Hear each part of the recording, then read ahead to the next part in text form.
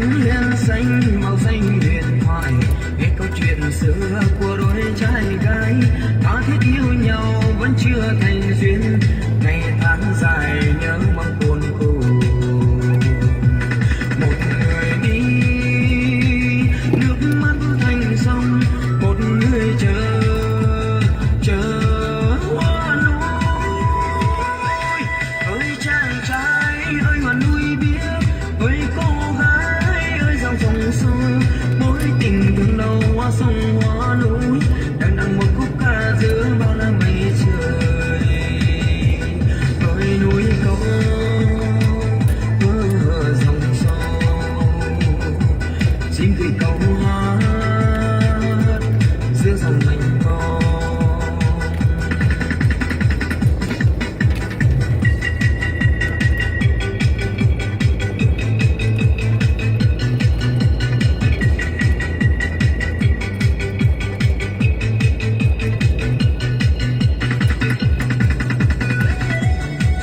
Tất cả 80 giây. Hoa sông hoa núi đang đằng một khúc ca giữa bao la mây trời. Ơi núi câu dòng sông xin gửi câu hát giữa dòng mênh mông. Ơi chàng trai ơi hoa núi biếc, ơi cô gái ơi dòng sông sâu, mối tình thương đầu hoa sông hoa núi đang đằng một khúc ca giữa bao la mây trời. Ơi núi câu dòng sông xin gửi câu hát giữa dòng mênh mông.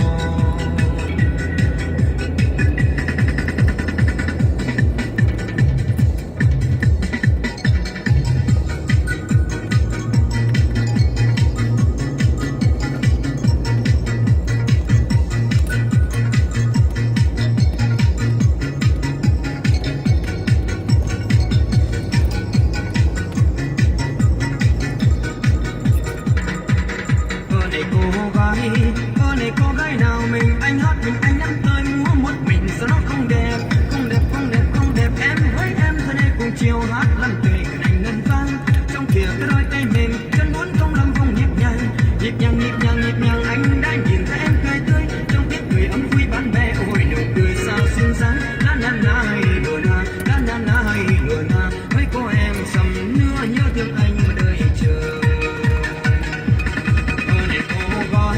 Ơ này cô gái nào mình anh hát cùng anh nắm tay múa một mình sao nó không đẹp, không đẹp, không đẹp, không đẹp. Em với em thân đây cùng chiều hát làm tươi cái này ngân vang trong kia cái đôi tay mềm chân muốn không làm vâng nhịp nhàng, nhịp nhàng, nhịp nhàng, nhịp nhàng. Anh đã nhìn thấy em cười tươi trong tiếng cười ấm vui bạn bè, ôi nụ cười sao xinh xắn. La la la đùa na, la la la đùa na, mấy cô em sầm nưa nhớ thương anh mà đợi chờ.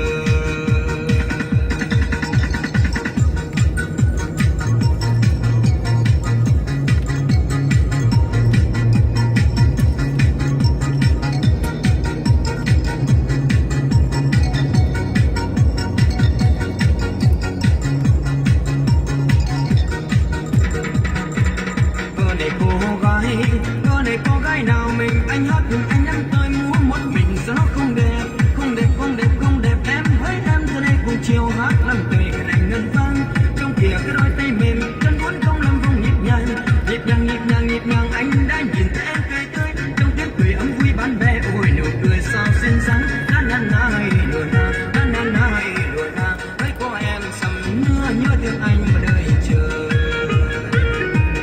Ơ này cô gái nào mình anh hát mình anh nhắm tới múa một mình sao nó không đẹp, không đẹp, không đẹp, không đẹp. Em với em thân đây cùng chiều hát làm tươi cái này ngân vang trong kia cái đôi tay mềm chân muốn không làm vòng nhịp nhàng, nhịp nhàng, nhịp nhàng, nhịp nhàng. Anh đã nhìn thấy em cười tươi trong tiếng cười ấm vui bạn bè, ôi nụ cười sao xinh xắn. La la la đùa na, la la la đùa na, mấy cô em sầm nưa nhớ thương anh mà đợi chờ.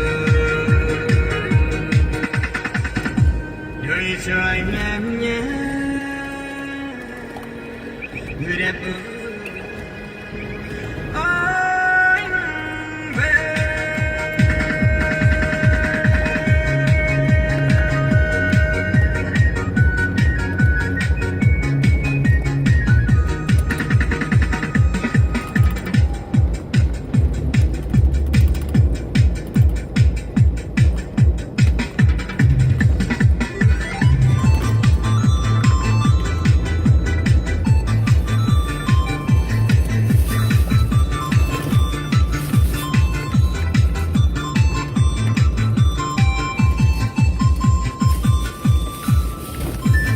chim cúc cu kia nó hót lên một câu rằng có một nàng vào trong rừng tìm trong rừng chiếc khăn phiêu theo chị hồng theo gió cuốn bay về đây chiếc khăn phiêu theo chị hồng theo gió cuốn bay về đây bước trên cây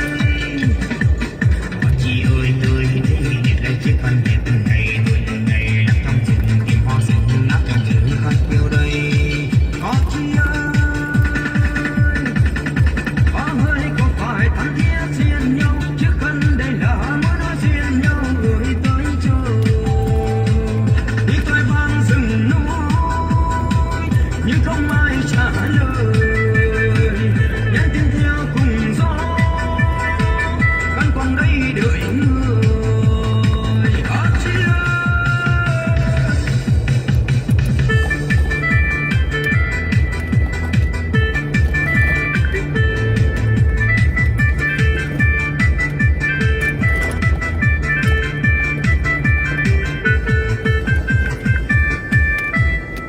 Nghe con chim cúc cu kia nó hót lên một câu rằng có một nàng vào trong rừng tìm trong rừng chiếc khăn phiêu theo chị hồng theo gió cuốn bay về đây chiếc khăn phiêu theo chị hồng theo gió cuốn bay về đây bước trên cây chị ơi đây chiếc khăn đẹp